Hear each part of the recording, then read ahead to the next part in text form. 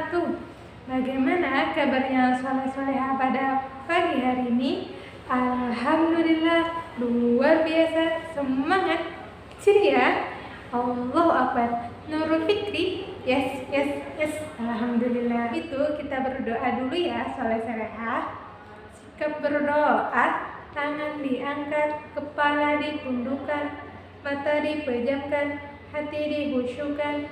Berdoa mulai. Abata a'udzu billahi minasyaitonir rajim. Bismillahirrahmanirrahim. Alhamdulillahi rabbil alamin. Arrahmanirrahim. Maliki yaumiddin. Iyyaka na'budu wa iyyaka nasta'in.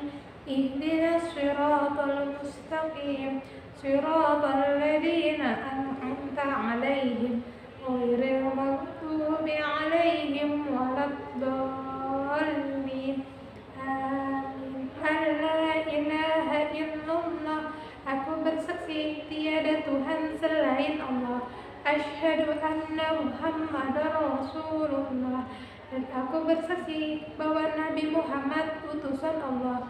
Rabbi shrah li sadri wa yassir li amri wahlul 'uqdatam min lisani yafqahu qawli. Raditu billahi rabban wa bil islami dina wa bi Muhammadin nabiyyan wa rasula.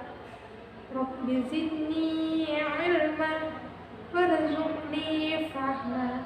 Amin ya rabbal alamin.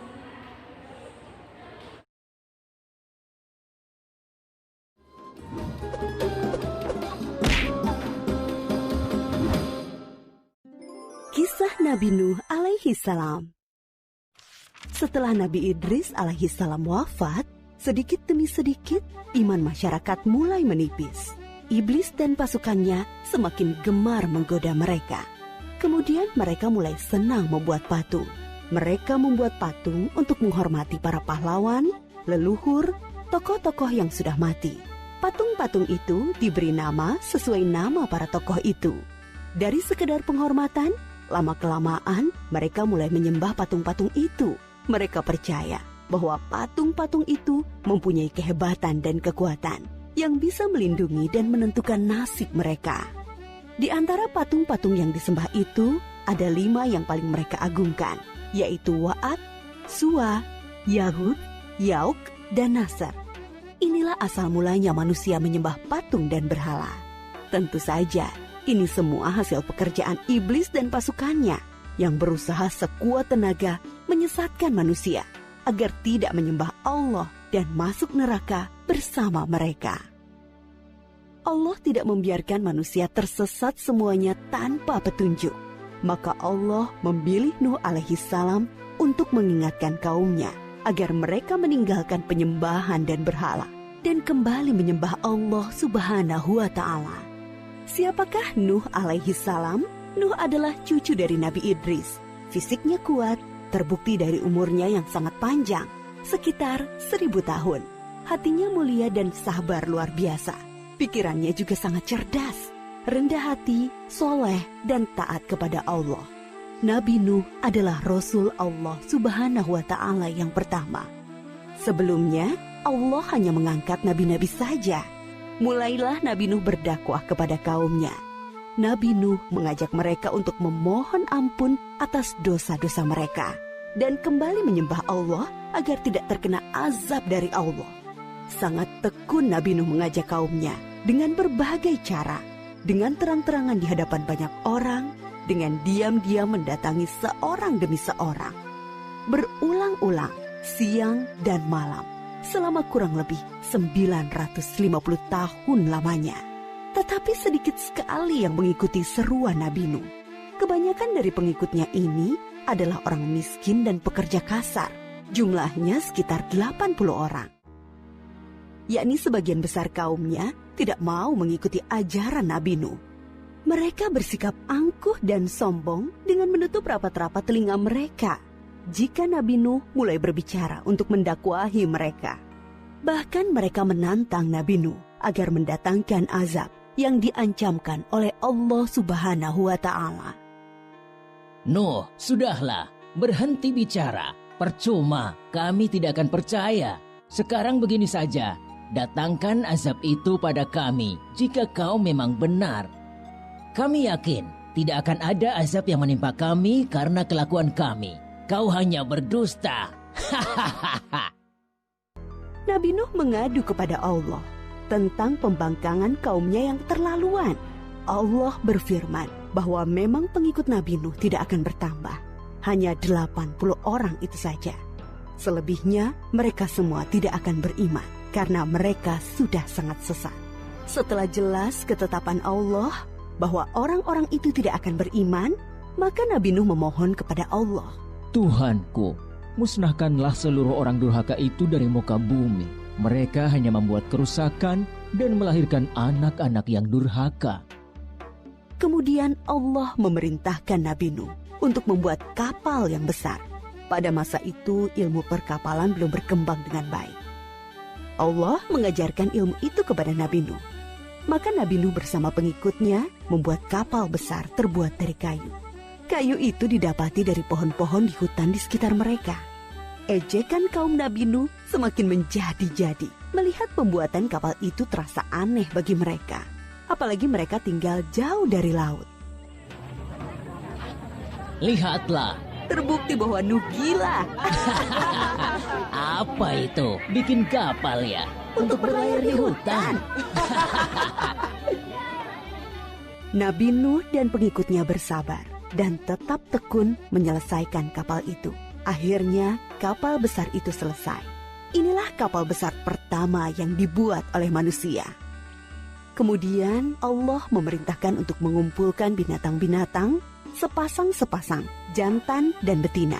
Semua diangkut ke dalam kapal bersama orang-orang beriman.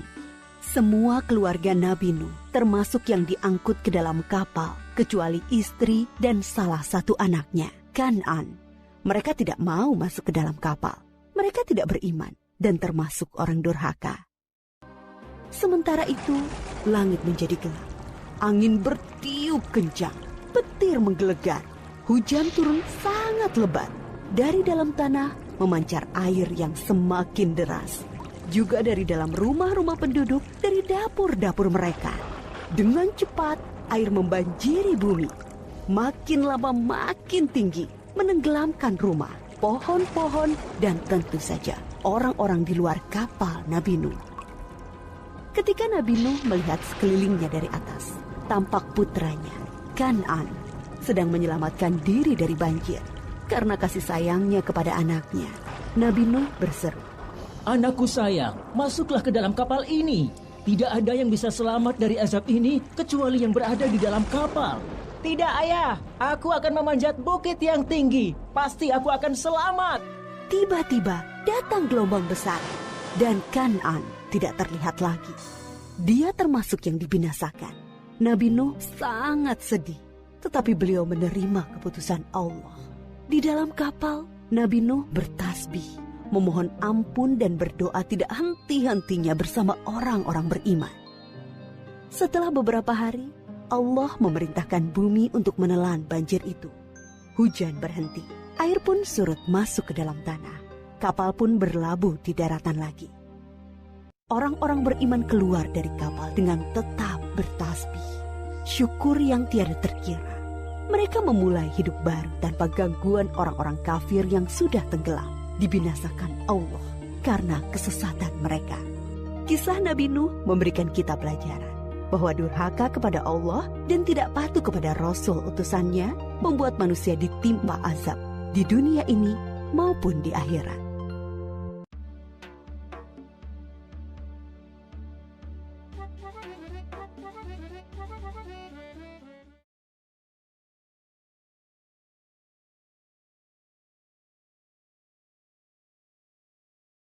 Kita doa akhir belajar dulu ya, soleh-solehah.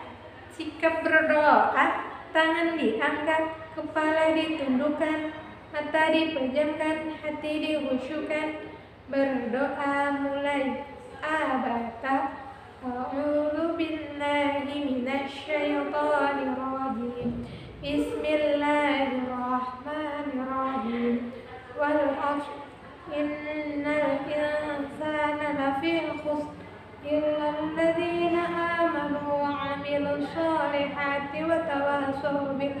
haqqi wa tawassaw bis-sabr.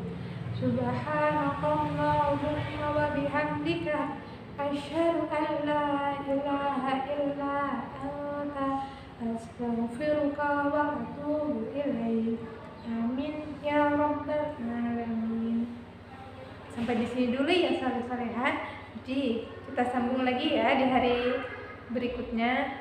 Wassalamualaikum warahmatullahi wabarakatuh.